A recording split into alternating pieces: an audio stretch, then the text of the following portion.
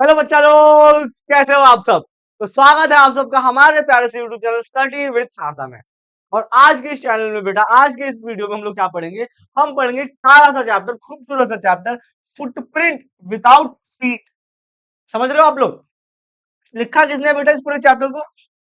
Herbert George Wales ने इस chapter को लिखा है, जो एक इंग्लिश राइटर थे। इससे ज्यादा हमें इस चैप्टर में इनके बारे में कुछ ज्यादा नहीं जानना। चलो बेटा, आते हैं अब टॉपिक पे। चैप्टर है क्या? Griffin's discovery and downfall. Griffin, a brilliant but reckless scientist, discovered a formula for invisibility. Griffin नाम का एक साइंटिस्ट है बेटा, जो कि ब्रिलियंट साइंटिस्ट है। ब्रिलियंट मतलब बहुत तेज है बेटा, बहुत शार्प। बट रेकलेस, रेकलेस मतलब बिल्कुल ही जिम्मेवार नहीं है। ना कोई घर है, ना कोई ठिकाना है।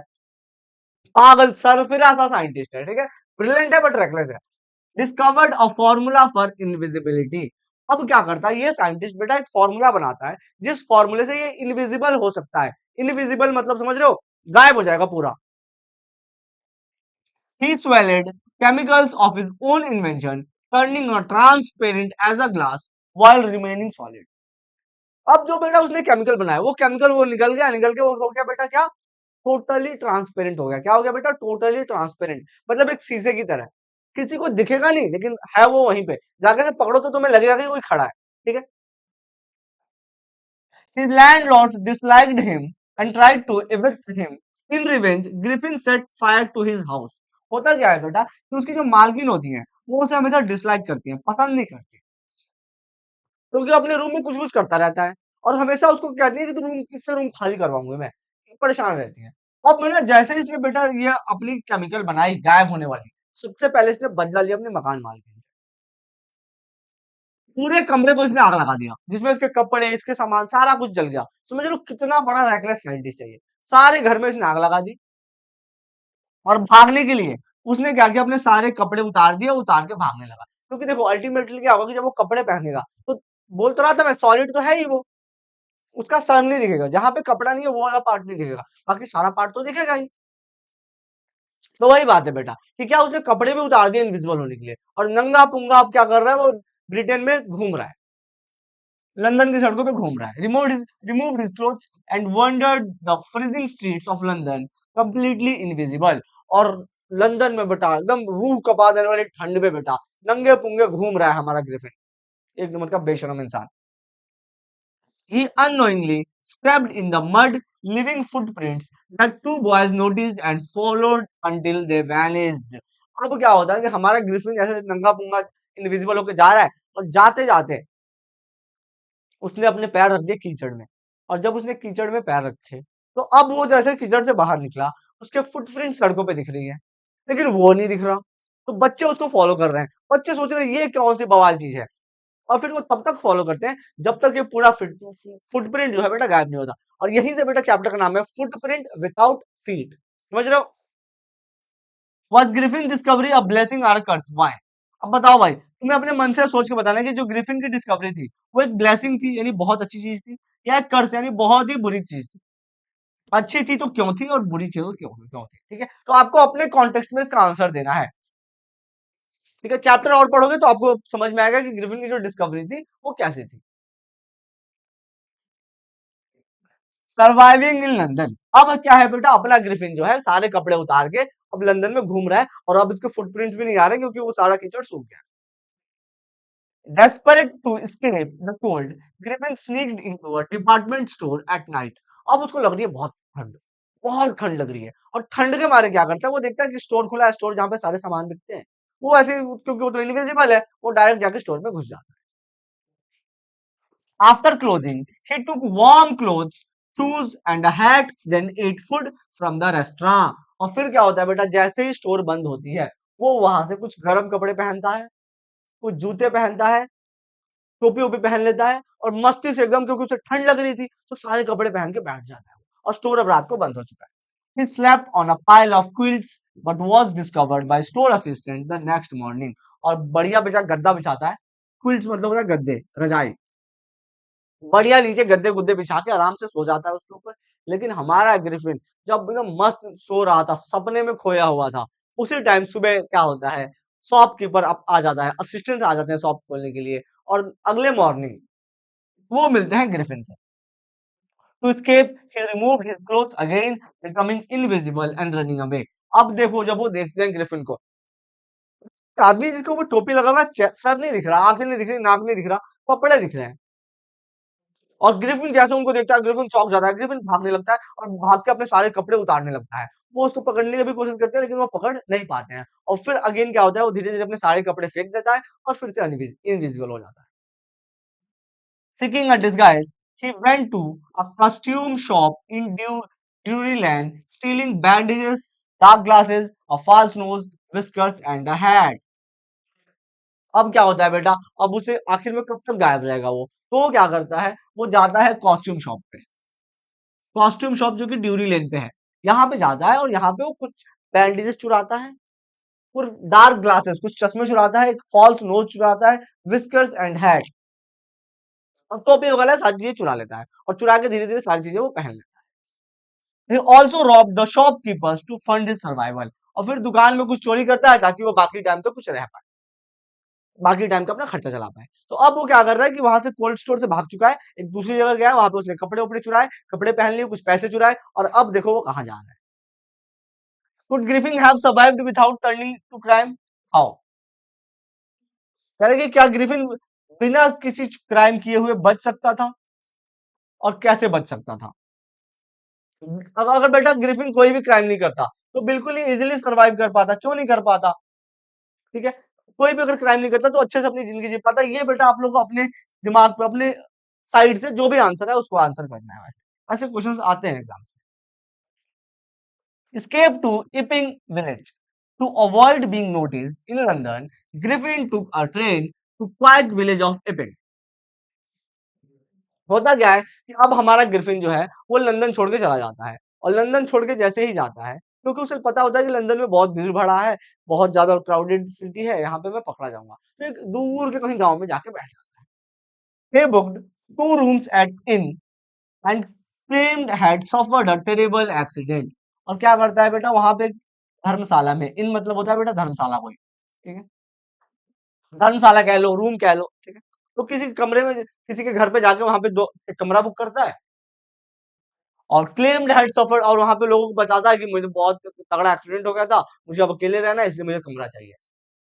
Mrs hall, the innkeeper's wife, found his behavior odd but respected his need for solitude।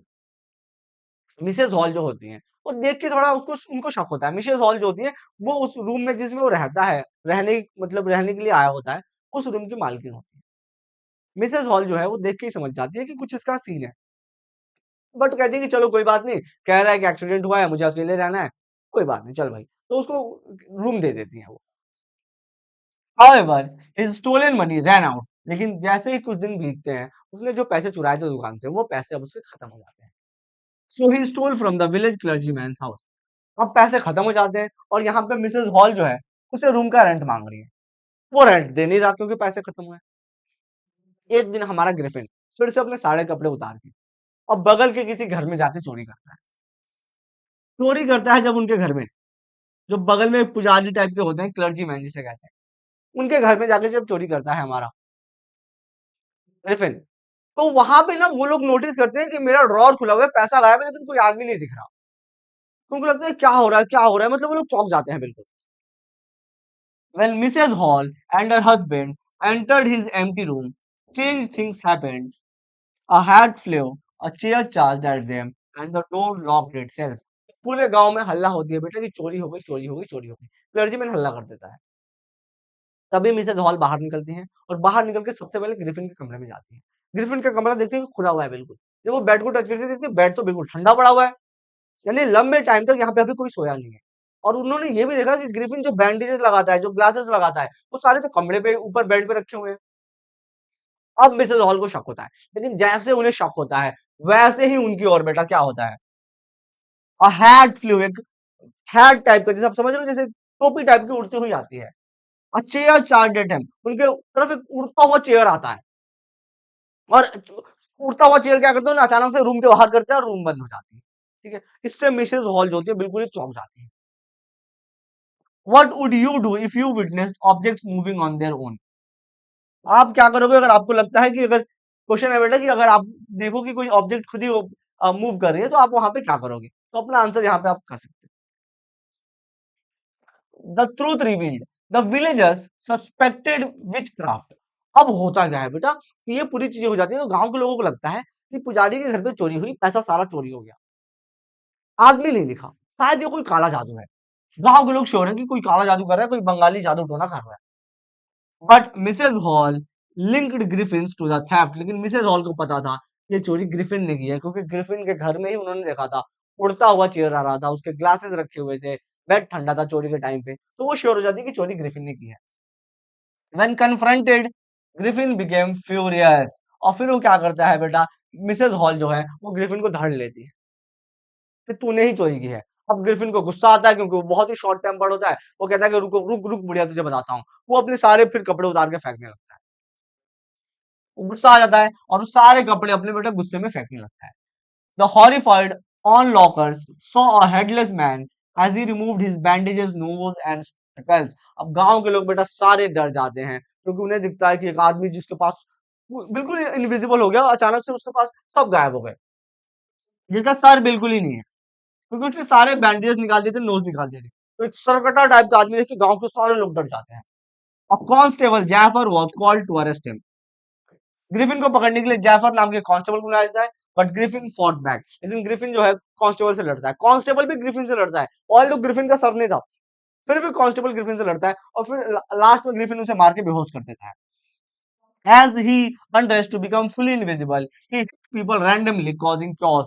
और फिर जैफर को जैसे मारता है, जैफर गिर जाता है, गांव के लोगों ने जो ग्रिफिन को पकड़ा हुआ था हाथ वगैरह, उन सभी लोगों को छुड़ा के वो क्या होता है वहां से भाग निकलता है। और यहाँ पे बेटा ग्रिफिन की कहानी खत्म होती है। Did Griffin's invisibility make him powerful or vulnerable? Why? Griffin जो इनविजिबल होता है यानी गायब हो जाता है, इससे वो पहले से ज्यादा मजबूत होता है या वनरेबल हो जाता है, पहले से ज्यादा कमजोर होता है, और क्यों, आपको आंसर करना है। The cost of power. अब बेटा कहानी की क्रक्स यानी लास्ट स्लाइड है जिसमें हमें ये पढ़ना है कि ग्रिफिन के पास जो ये पावर आती है उस पावर को क्या वो सही इस्तेमाल करता है या गलत इस्तेमाल करता है। Griffin invisibility gave him the great power. Griffin गायब तो होता है और इससे उसे बहुत से पावर मिलते हैं, but he used for the crime and destruction, लेकिन वो अपने सारे पावर्स का इस्तेमाल करता है क्राइम के लिए, डिस्ट्रक्शन के लिए, सारे पावर का यूज करता है बेटा वो गलत काम करने के लिए। His actions made him a fugitive, वो भगोड़ा हो जाता है, forcing him to live in isolation and fear, अकेले की जिंदगी और डर की जिंदगी बिताने लगता है। Instead of being a celebrated scientist he become a haunted man. His story highlights the dangers unchecked ambition and power without responsibility. और कहाँ पे उसे एक बहुत बड़ा साइंटिस्ट बनना चाहिए था, यहाँ पे लोग उसे सेलिब्रेट करते हैं, लेकिन उसके पावर्स के नशे में वो बिल्कुल पागल हो जाता है और वो एक बिल्कुल रेकलेस इंसान बन जाता है। ये कहानी हमें कंक्लूजन यही देती है कि जब भी इंसान को पावर आती है तो पावर के साथ साथ रिस्पॉन्सिबिलिटीज भी आती है और हमें उन रिस्पॉन्सिबिलिटीज को भी फॉलो करना होता है। तो what lesson we can learn from the Griffin story. तो ग्रिफिन की स्टोरी से हमने क्या लेसन सीखा बेटा, कि जब हमें पावर मिलती है तो हमें उस पावर की रिस्पॉन्सिबिलिटी को भी समझना चाहिए और पावर के नशे में पागल नहीं होना चाहिए। आई होप आपको पूरी वीडियो समझ में आई होगी। चैनल को बेटा अपने दोस्तों में शेयर कर देना, वीडियो को लाइक कर देना और खूब मन लगा के पढ़ते रहो। बाय।